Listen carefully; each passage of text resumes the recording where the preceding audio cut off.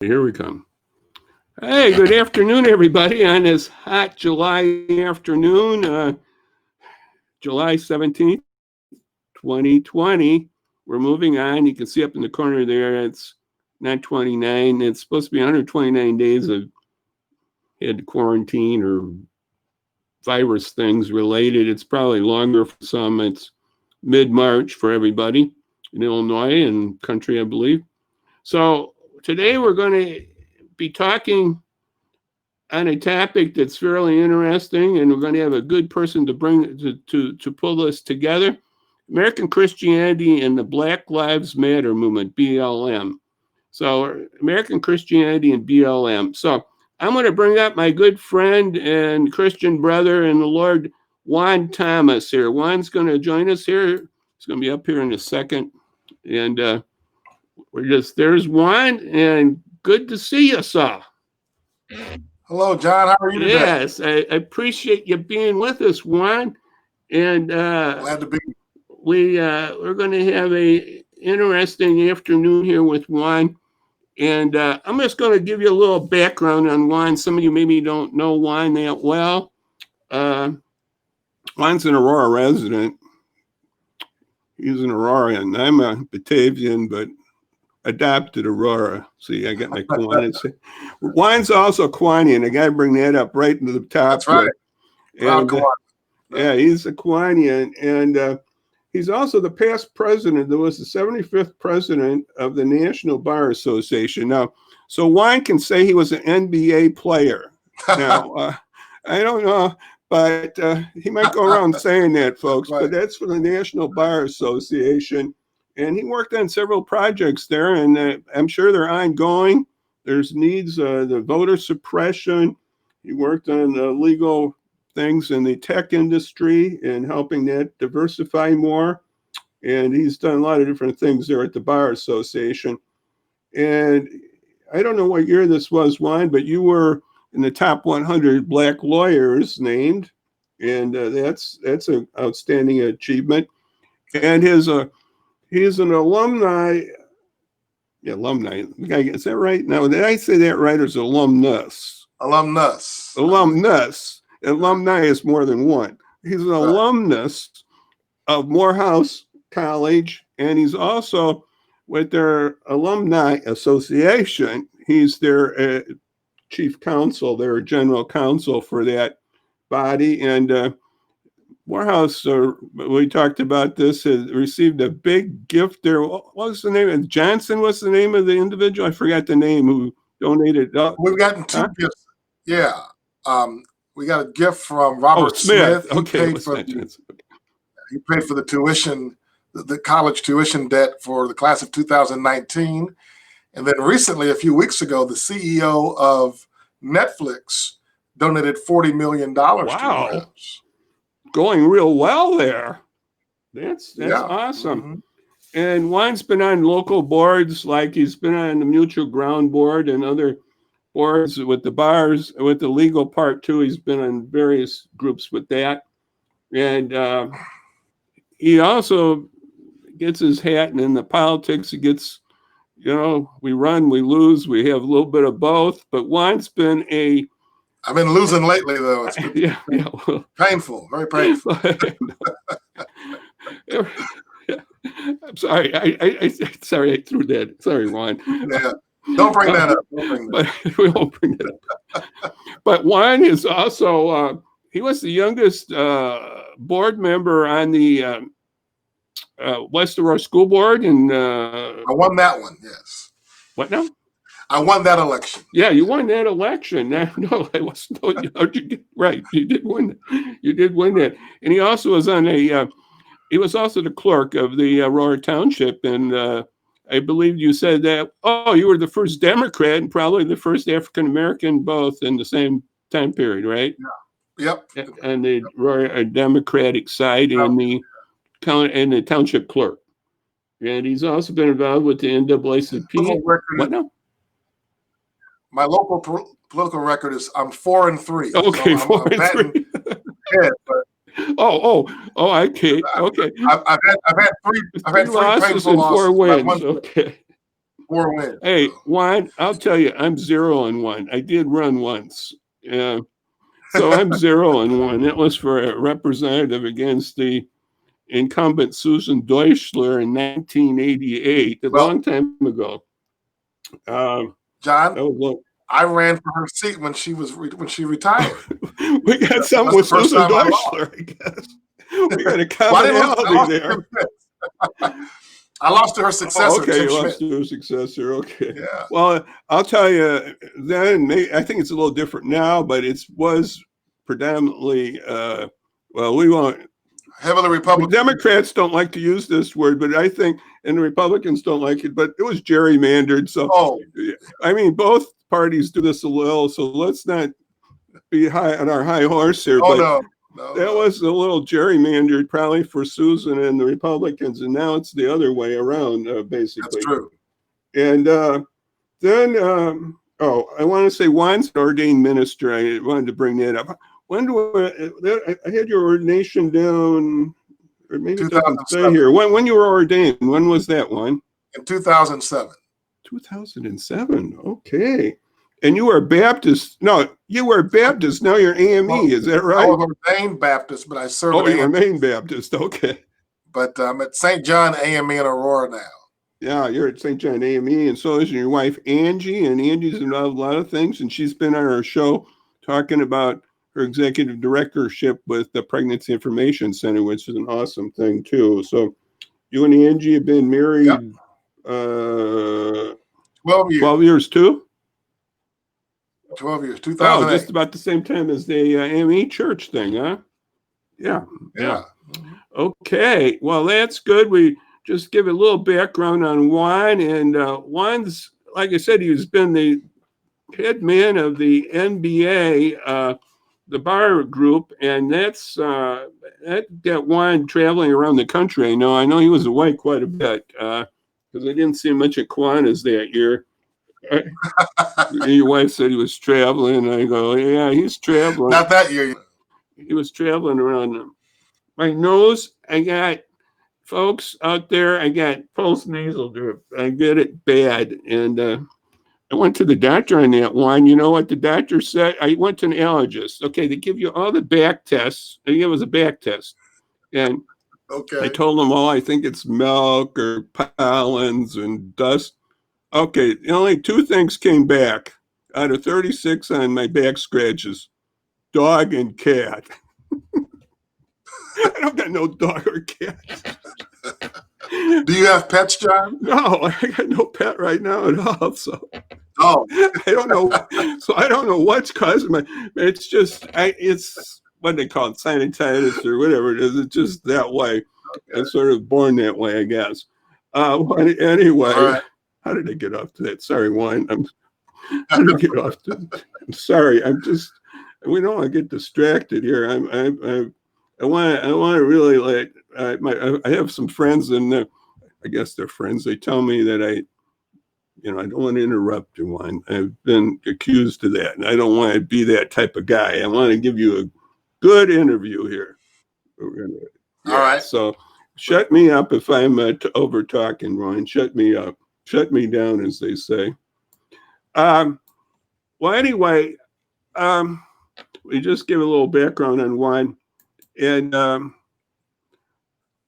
gonna maybe ask Juan some background questions. They're a little more like background questions. And how do you think your faith has put you together with your politics and this whole gamut of things? That how's that affected you, would you say, your faith and your politics and your thoughts on social action?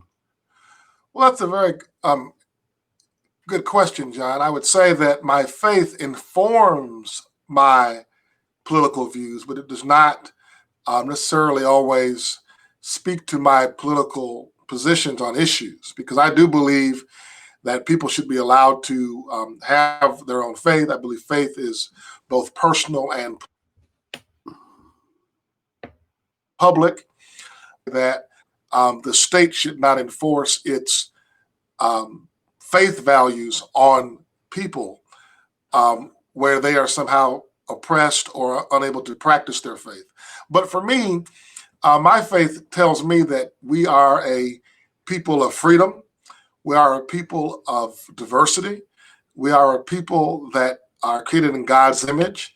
And God's image of mankind, I believe, is holistic. It's not narrow.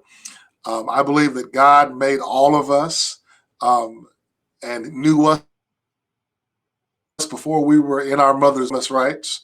And I believe it's very important that people of faith take their faith in the public square to liberate people, to use scripture, if you don't mind, to give sight to the blind, to give good news to the poor, to heal the brokenhearted. And so I believe that we are people who are called to serve people. And I believe that the faith that I come from, my faith tradition, is one rooted in serving people and serving God's people.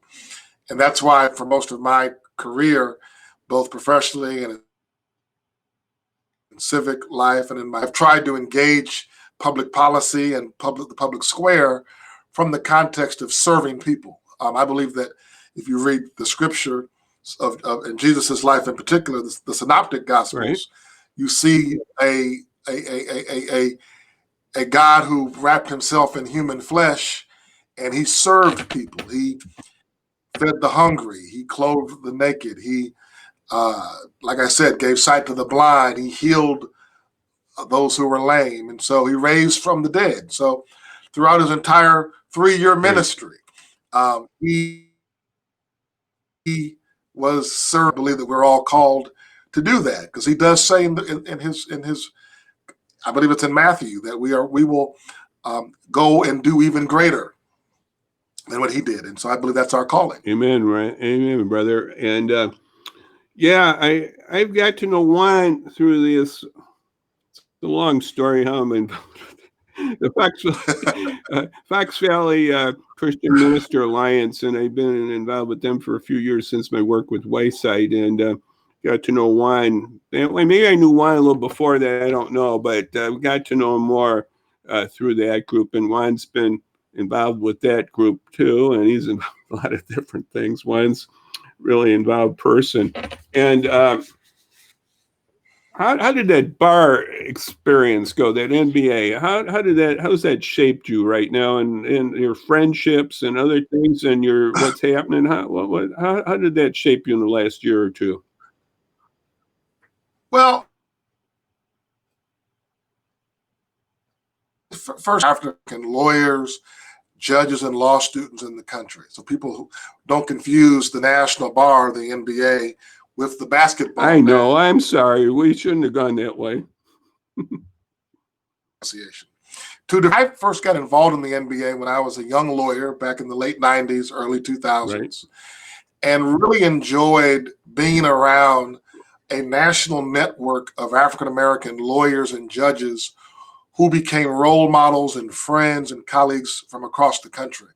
I will confess that my first entree into the bar was because I like to travel, and they had meetings all across the country.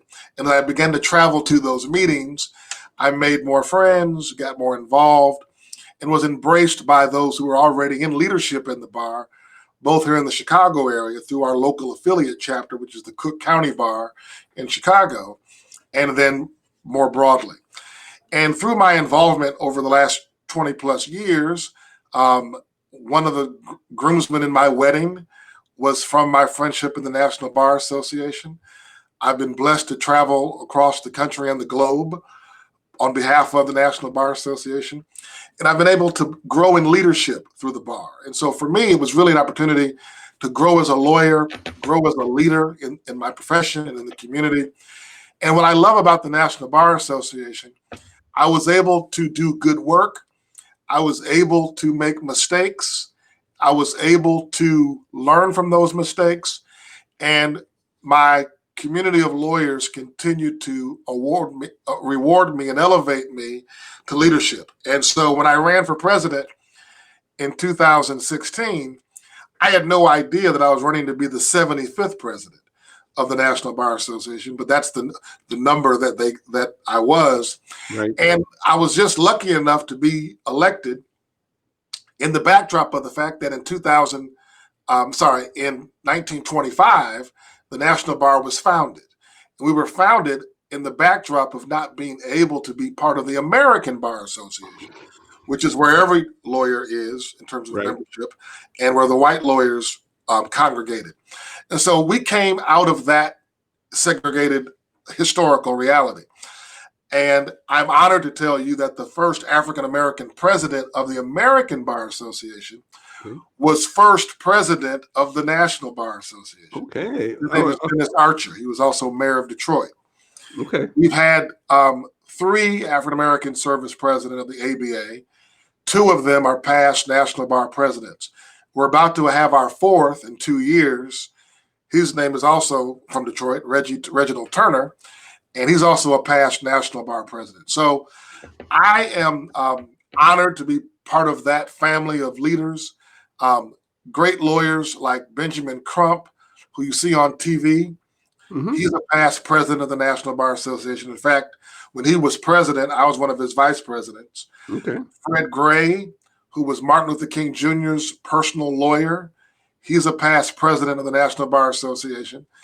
And so I get to hang out with some pretty impressive folks when all the past presidents get together. During my term as president, my objectives were, 1, to be more inclusive in the bar. I worked to make sure that all lawyers were included, regardless of gender, race, or sexual orientation. And we founded for the first time an LGBTQ division of the National Bar Association. And now that division of the bar has a permanent seat on our board of governors. That was one of my initiatives, and we got that passed. As you mentioned in the introduction, I was the first NBA president to lead a group of lawyers to Silicon Valley to work on issues of diversity and inclusion, to work on hiring more Black lawyers for in-house counsel positions, and doing work with Black lawyers across the country. And the last thing I'll mention, I also was proud that we co-founded with other civil rights organizations a task force to study voter suppression across the country. I was the first NBA president to serve under Donald Trump. My predecessor got half of Obama and half of Trump. My entire term was under President Donald Trump. So I was constantly dealing with what we're still dealing with today. And at that time, Trump had put out this initiative in this task force trying to say that there was no voter suppression in the country. Well, we wanted to expose that it was, and we did that through a series of town hall meetings and workshops across the country. And that work is still continuing today. And I'll just say one more thing, and this is not to be vain, but in this moment where Black Lives Matter has gained new traction and more attention and has really been embraced by the country, if you ever Google Juan Thomas and go to my YouTube page, if you listen to my inaugural address as president, I had forgot I even said this, but I said in 2017 when I was sworn in that Black Lives Matter and Black lawyers matter. And so a lot of us have been working on these issues for a very long time, and I'm glad to see that the nation is caught up with us as we move this country to be what I hope to be, a more perfect union. Amen. I was thinking about Black Lives Matter and that emphasis to think on the Black race, the Black people. I was thinking about Dietrich Bonhoeffer and how at the church in Germany forgot about the Jews. In other words, Jews didn't matter. Right. And Bonhoeffer tried to bring that up. That's right. And he had went to New York and went to Harlem. I forgot the name of that church where Abyssinia? Yeah, where Clayton Powell was. Adam Clayton Powell. I guess that was the father of the congressman or something. Is that right? I know the Powell. Adam Clayton Powell Sr. was the father of Adam Clayton Powell Jr., who was the congressman. Right. So he went there and was very impressed by that. Yes. That they put together life in a different way, with Jesus being in the world, but in the church too. I mean, so that impressed him, and he went back to Germany. And like I said, his thing was he saw that Jews were not being treated right. Right. And so we could say Jews matter. And he felt that. We got to feel that way about African Americans and blacks. Now I don't know some of you newspaper junkies, but we've increased. They've made, instead of black, when you read the word black now in the newspapers and other reading material, it's going to be with a capital B. Right. And well, now, what now? I'll just share this with you. If you study the writings and read the works of Dr. King, you will notice that he often references Dietrich Bonhoeffer. Oh, yes. He was a student of his and read his work and followed his journey very carefully, as well as Gandhi. And it's the whole nonviolent movement that he led was built upon the work of people like Gandhi and Bonhoeffer and others that he studied. And I think it's important that we understand that oftentimes religion has been used and was used to oppress people of color, right. Jews, and has been part of the systemic racism in this country. And so there is a theological discussion that needs to be had in this moment. It's not just a political struggle. Right. It's theological and cultural. And so I know that there are many faith leaders across the country. Many of them are friends and colleagues of mine who I've known for years or went to school with in one way or the other. And I listen to them and follow their ministries to speak to this moment theologically. And so often when I speak out on these issues, I try to make sure that I'm rooted in my theological perspective because I've been shaped by great minds. And you mentioned Abyssinia. The current pastor of Abyssinia is Calvin Butts, who is the senior pastor there. He happens to be a Morehouse graduate as well. And he is one of the leading voices on these types of issues across the country. He was mentored by the man who became pastor of Abyssinia after Adam Clayton Powell Jr. His name was Samuel DeWitt Proctor, who was a theologian and great preacher in his own right. And so people like Calvin Butts, I'm going to bring up the name who people don't want to talk about because it's not politically correct, but he's one of my heroes, is Jeremiah A. Wright Jr., because I think that conversation that he had in 2008 around liberation theology was misconstrued, manipulated, and used to undermine not only him, but also tried to undermine Barack Obama. I think it's time to revisit that conversation from a theological perspective to understand what Jeremiah Wright was preaching during his ministry. Oh yeah, all right. It was rooted in Black liberation theology. Yeah, it's sort of a code thing, right. Right. Maybe there should be some other terminology, but that gets people on the conservative religious right very good. I mean, that's just like anathema or whatever you want to say. It's just not good. Because so if you want to have a theological conversation, and I'll just, if I could go further, I learned through Jeremiah Wright something that's very important in this moment. Our theology, how we see God, right, informs our anthropology, how we see man. Right. And so our theology informs our anthropology. Our anthropology informs our sociology, how we order man and mankind. And so if we see God theologically as a white man, then when we see God, when we see man through an anthropological perspective, right, we see white man being first. Right. And then sociologically, we put white men first. So I know you're a white man, John. I love you as my brother. I can't change that. I'm sorry, Juan. But my point I is, knew that book, Black Like Me, but I don't know if it lasted too long on that Black Like Me but story. systemic racism and institutional racism, from a theological perspective, always put the white man first, and our images of God. And if you go to many churches, when you see a picture of Jesus, Yeah, he's a white man with blonde hair and blue eyes. And from a historical perspective, those who've studied the life of Jesus and looked at it from a cultural humane perspective and a historical perspective will tell you that Jesus Christ in the flesh looked more like me than he looked like you. I understand that. Right. No, right. There's one painting. He's been whitewashed. And that's hard for people to hear. Right. There's I don't know if I ran that story now, but there's a guy, what was his name? Solomon, who did the picture of Jesus that's the most used all over the world. Basically, he's white, and and that is a correct statement.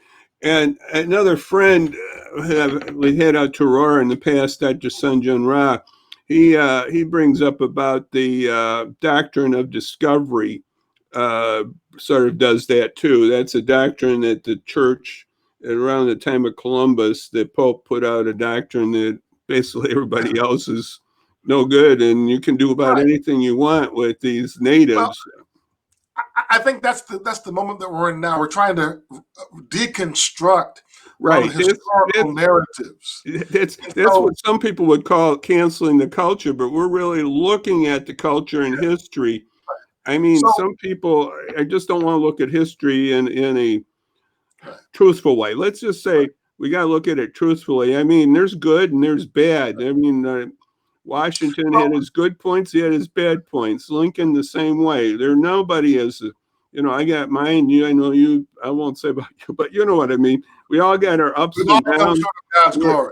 And when we put a statue up of someone, we better watch out what we're doing here. I think Wheaton College had that problem. They named a hall and studies after Dennis Hassard, and then they had to,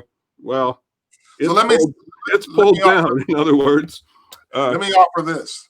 Yes. Anytime you put up a statue of any man or any woman, you are putting up a statue of a sinner.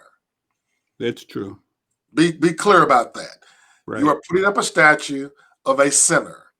Now, I say that from a spiritual perspective. It's true. But you and I know that our Savior came to save the sinner. So I'm not suggesting that person can't be seen as a role model for redemption, or redemptive value. But if we're going to honor historical figures, let's tell the truth about them. And let's be honest about them. And my friends on the right who don't want to have a serious conversation about the flaws of their heroes are being disingenuous. We have a statue of Martin Luther King Jr. in Washington, D.C. I might have put up about him on Morehouse College's campus. Our chapel is named after Dr. King. There's a statue of him on campus. We call him our most distinguished alum. America has often called, some people call him America's, the greatest U.S. citizen of the 20th century. But Dr. King was not a perfect man.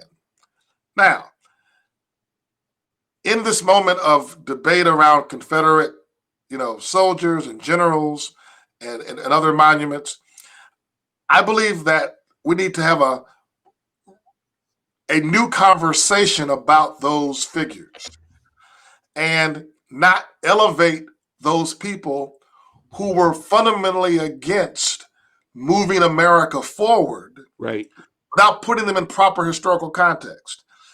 And while symbols are important, symbols don't speak to the systemic issues that are still faced with many of us today. And so I'm not in favor of just taking down the flag in Mississippi if we're not going to improve the quality of education for many poor Black and white kids in Mississippi.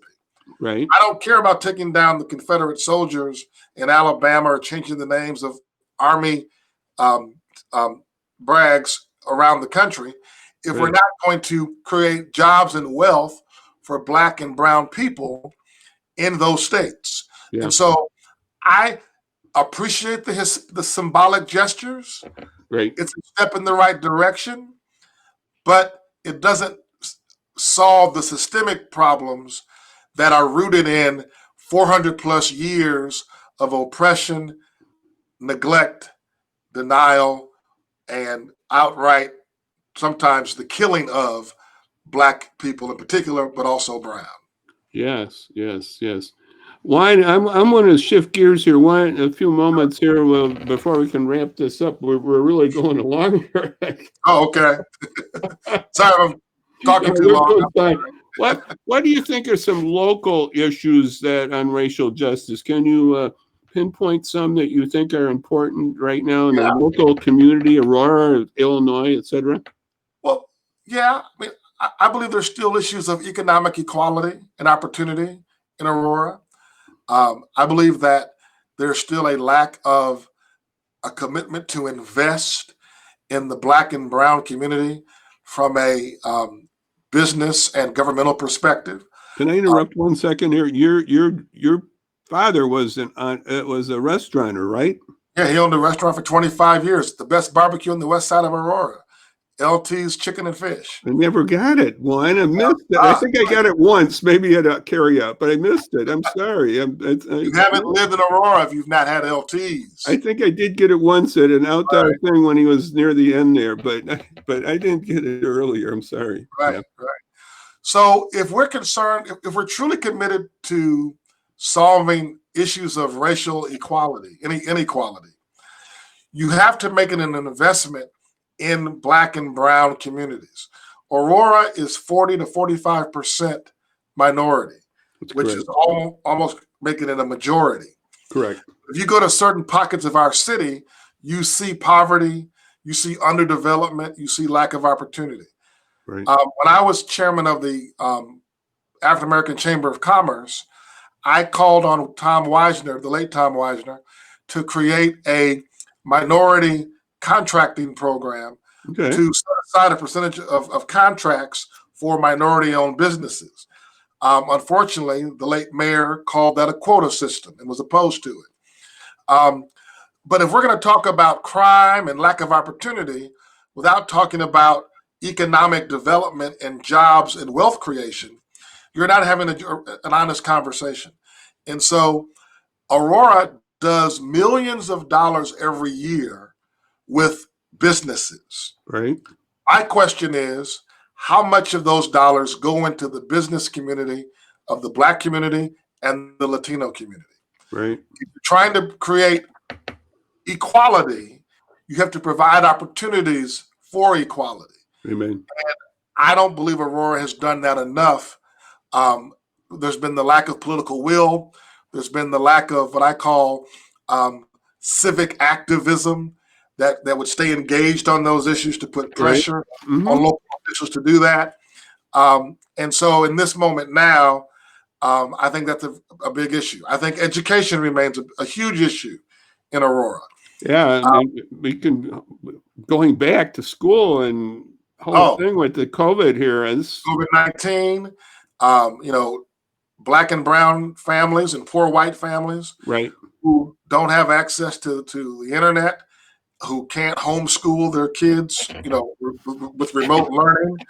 How do you open up schools safely? I think that's a real challenge, not only educationally, but also legally. So as the lawyer in me, I would be concerned about my client if I'm representing the West Aurora, East Aurora School District. What is their liability? Yeah, what about the insurance companies? What are the insurance? These are huge issues. That there's been no national leadership on working on how to solve these problems. So they leave it up to local superintendents and local mayors to figure this out. And I would hate to be a local superintendent. I feel sorry for Dr. Craig over at West and Dr. Sorrell over at East Aurora. And there's a superintendent at Indian Prairie. they've got a tremendous job. You know, I spent 5 years on the West Aurora School Board. Right. I don't envy my colleagues on school boards No, these you days. just brought up- I don't know if there's a good answer for this. I mean, No, this is horrible. I was just thinking about the private schools. Everybody, insurance in there, and liabilities, and just dangers of health, and you go down the whole list. It's a long list. The kids who are suffering because they're not having what you and I had, right? A quality education, the experience of being with your friends and your colleagues and doing what kids do when they're teenagers and younger. I just feel sorry, because you don't get that time back. I think we're going to have to think out of the box and some new ideas on how to do this. I don't know all of it, but the homeschooling, because that was a good thing before. Remember, the Republicans I always use Republicans on that, but there's a lot of people that love homeschooling. Now it's not good. Open those schools back up. Open them back up. What happened to homeschooling? I thought it was good. Now they say it's no good. I don't know where they're coming from on that one. But I'm just saying we just got to improve that and think of other ways to get around this. And like I said, we got to think out of the box. We need some more people that are really creative thinkers here on this. Yeah. And just saying that they got to go back is not. No, we got to be creative here. And I'll tell you this. I don't have children, but a lot of my friends do. My sister has a 3-year-old son. Right. When I talk to my friends who are parents, right, no parent is going to send their kid back into a school where the virus could infect them or another child if they bring it home to their family. No, it's not going to happen. No, I know it's not going to happen. The same with the church, and the same idea too. The church has got to really think more solidly on it too, instead of just going back to normal. Quote. If we had more time, we could talk a lot about. Yeah, we can talk. There's so much to talk about. I just want to give you one more thought to think on. How do you think the white evangelical? We're doing. This is an extended interview. All right. What do you think about the white evangelical church and the black church? How can I be? My background is in the white evangelical church. How can that and white Christians do better with the African American church? What's some thoughts there? That's a big topic. Let me first say this to my white Christian brothers and sisters. The first thing you have to do is understand the notion of white supremacy and white privilege. And your faith cannot be personal. It has to be public. Too many of okay. I want to interrupt. Excuse my interruption. Just one thing. Some people say that, like white Christians, mostly it's an individualized salvation, and maybe African American churches, it's a combination of, salvation plus in the community or social. There's a combination more, I'd say. And I think I've noticed that. That is a distinction that is made culturally. Right. However, the problem with that is our white Christians, brothers and sisters, they see themselves as individuals, not part of a collective. They don't have any responsibility for the whole culture. That's right. No, right. It's just an individualized thing. And we've seen many times in the Bible, it talks about nations and other things and their sin. No. And they don't quite understand that. Right. It's only an individual thing. And that's problematic. And so here's the question that I ask my white Christian friends. In the Bible, Jesus gives two great commandments. One is to love God with all your heart, mind, and soul. What's the second commandment? Love your neighbor. Love your neighbor as yourself. Right. Do you see me as your neighbor? Right. Do you see the young Latino student from a single parent family on the east side of Aurora as your neighbor? Do you see the black gangbanger who needs a second chance as your neighbor? And oftentimes the answer is by our actions? The answer is no. We don't say it, but Right. through our choices, the answer is no. Yeah. And so I think it's important that I would ask my white friends to read two works or two authors. Okay. And one I can't think of the name, but there's a public theologian by the name of Jim Wallace. He's written. Oh, Jim Wallace. So I know Jim. I met him. You did too. Yes, please read his work. He wrote a Right. book about the America's original sin. And he talks about slavery and racism from the white Christian perspective. Great insight. There's a new book out that I'm reading now called White Fragility. It's really written for white people to talk about, to wrestle with these issues of race. Yeah. And so it's important that white America does some reflection, some education in this space. And as I like to say, stop thinking that you just have to be nice to your 3 or 4 black friends. You have to hold your 50 white family members and friends accountable for their racist, oftentimes uneducated remarks and thinking about issues of race and culture in this country and our society at large. Yeah, I'm reading a book along that line too. One, it's from David Swanson in Chicago, a pastor. It's basically about rethinking how we disciple people and how, yeah, we got to redo ourselves on this race matter and how we disciple each other. We have to It's completely an interesting book. our way of I want to give you this one insight from the book that maybe speaks for everything. Maybe we'll wrap it up here. We're running good time here. We're running on overtime. But one thing that book had as Ida Wells, I'm not as acquainted with her as I should be. Ida Wells? Yes. And she was an anti-lynching and did a lot of work on that. And the book brought up that Ida Wells met or she was asked if Dwight L. Moody Bible Institute person, if she'd ever met him or he'd done anything on her work. And she said no. And I thought, yeah, that speaks quite a bit for where we're at right now. And some evangelicals, and we just talked about the personal side and not getting into, quote, social or the whole world issues of what Christianity is about. Right. And I thought that was interesting. Juan, I thank you for this time together. We're on overdrive here. We probably could talk some more, and maybe we'll have another chance to do this again. We'll pick it up. We'll do a round 2 sometime. Yeah, we'll do a round 2 here. What do I do here? I did something crazy here. I'm going to just 1 second here, Juan. Where am I here? Okay, we talked about Christians in America. I'm going to bring. I lost my. I want to do everything here. I'm the technician, the whatever. I'm doing everything. So sorry, I lost you there for a minute.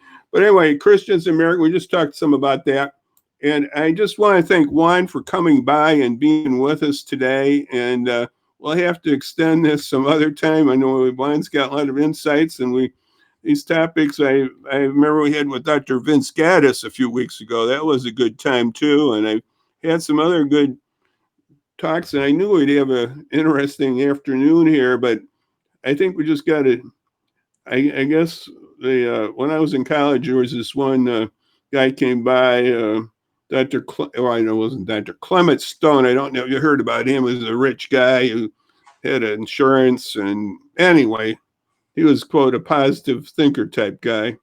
But one thing is that I think sticks with us no matter who you are, do it now. And that was his statement, do it now. He had a lot of stuff that said that.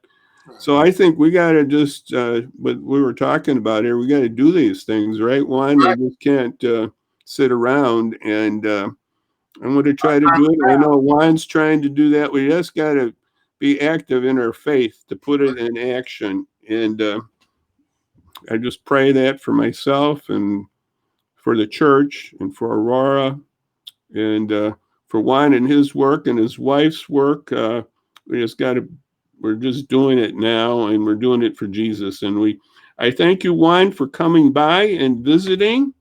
And I'm just gonna, if Juan stay up just one more minute, Juan.